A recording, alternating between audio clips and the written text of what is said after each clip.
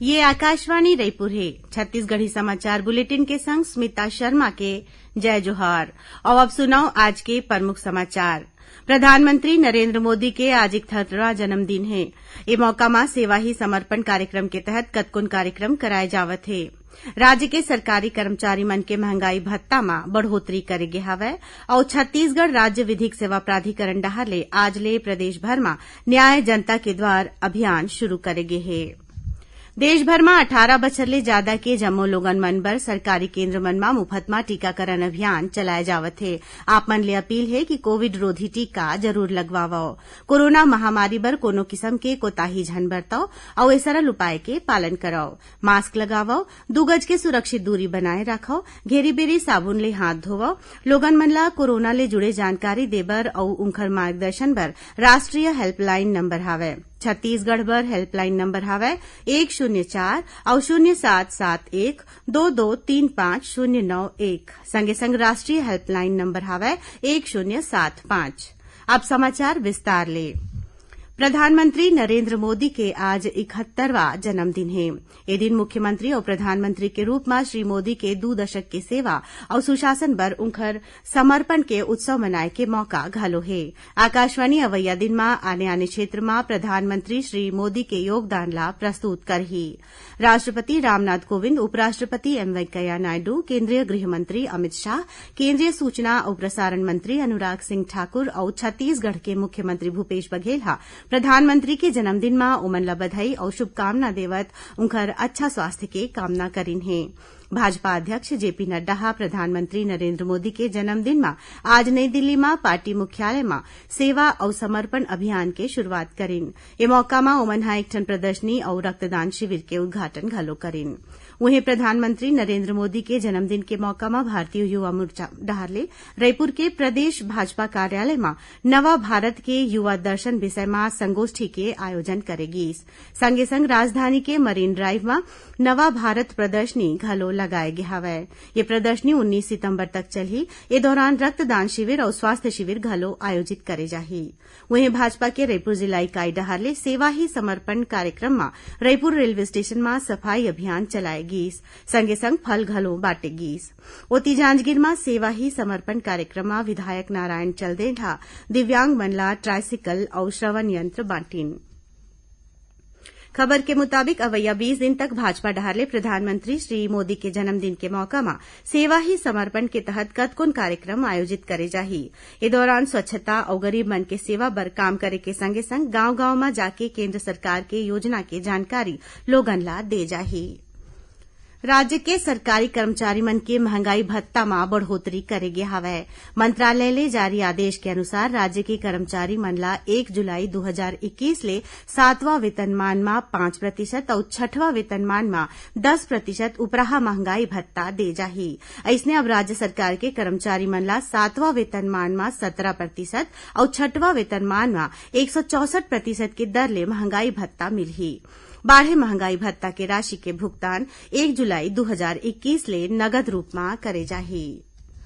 मुख्यमंत्री भूपेश बघेल आज प्रदेश के उच्चतर माध्यमिक विद्यालय में हायर सेकेंडरी के पढ़ाई के संगे संग आईटीआई व्यावसायिक शिक्षा के संयुक्त पाठ्यक्रम के शुरुआत करें। छत्तीसगढ़ माध्यमिक शिक्षा मंडल और राज्य व्यावसायिक प्रशिक्षण परिषद डहारले संयुक्त रूप ले तैयार करेगे 2 बछर के पाठ्यक्रम में कक्षा 11वीं और 12वीं के पढ़ाई के संगे संग आईटीआई कोर्स के पढ़ाई घलो विद्यार्थी मन कर सकही।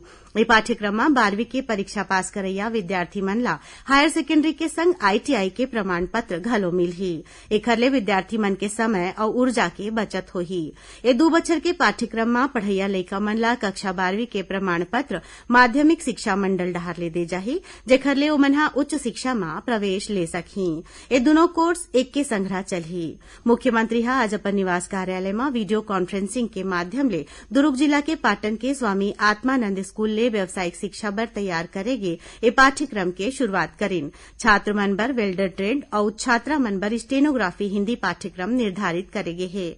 ये मौका में मुख्यमंत्री कहिन कि छत्तीसगढ़ के लइका मन स्कूल में पढ़ाई करे के संगे संग हुनरमंद घलो बनही।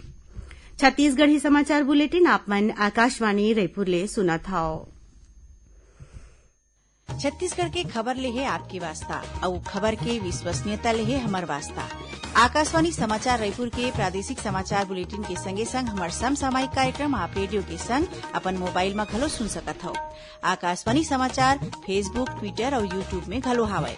हमार फेसबुक पेज हरे Chhattisgarh news on AIR, Twitter handle CGAIR news और हमार यूट्यूब चैनल हरे छत्तीसगढ़ AIR न्यूज।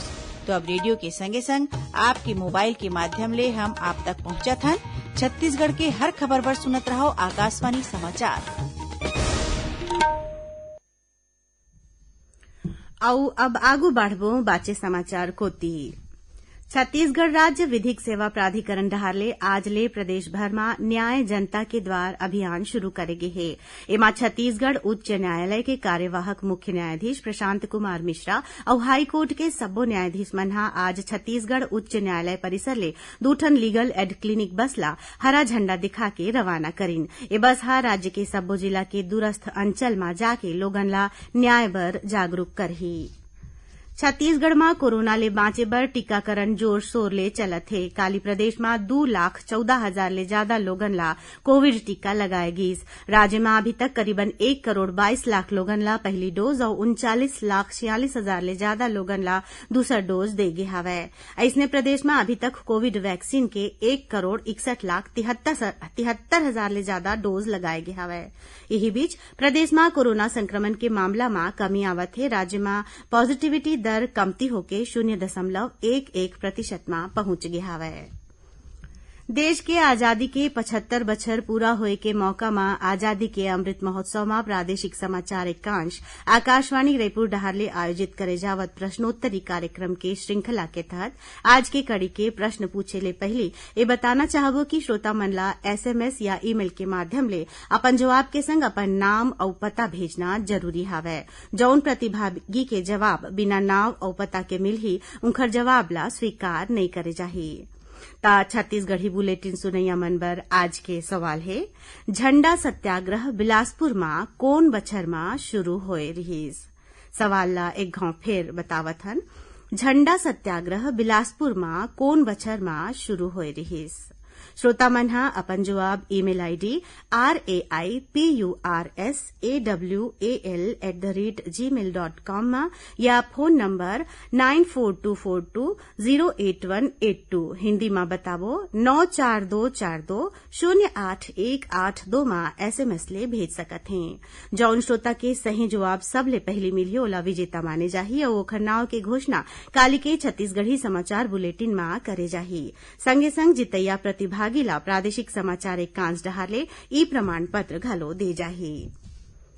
इही बीच आजादी के अमृत महोत्सव के तहत रेल मंत्री हा आज रेल कौशल विकास योजना के शुरुआत करेन। एमा रेलवे प्रशिक्षण संस्था मन के माध्यम ले 50,000 युवा मन ला औद्योगिक कौशल में प्रशिक्षित करे जाही, जेकर लक्ष्य युवा मन ला आने ट्रेड में सुघ्घर प्रशिक्षण देके उनकर रोजगार परक विकास करना है।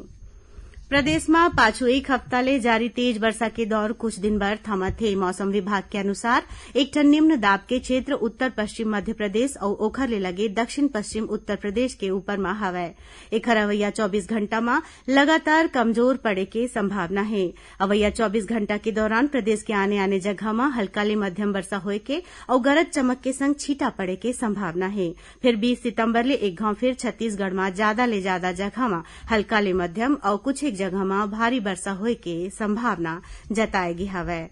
अब थोरकुन समाचार सार में मुख्यमंत्री भूपेश बघेल विश्वकर्मा जयंती के मौका में आज अपन निवास में भगवान विश्वकर्मा के पूजा पाठ करके प्रदेश के सुख समृद्धि के कामना करेन और राजीव गांधी किसान न्याय योजना में समर्थन मूल्य में धान बेचे और खरीफ फसल के खेती बर सहायता राशि के फायदा लेबर किसान मन अब 31 अक्टूबर तक पंजीयन करा सकही। आखिर में प्रमुख समाचार एक घाव फेर प्रधानमंत्री नरेंद्र मोदी के आज 71वां जन्मदिन है। मौका में सेवा ही समर्पण कार्यक्रम के तहत कतकुन कार्यक्रम कराए जावत है। राज्य के सरकारी कर्मचारी मन के महंगाई भत्ता में बढ़ोतरी करेगे हवय और छत्तीसगढ़ राज्य विधिक सेवा प्राधिकरण डहारले आज ले प्रदेश भर में न्याय जनता के द्वार अभियान शुरू करेगे है। एकरे संग छत्तीसगढ़ी समाचार बुलेटिन इहे सिरावत है। जय जोहार।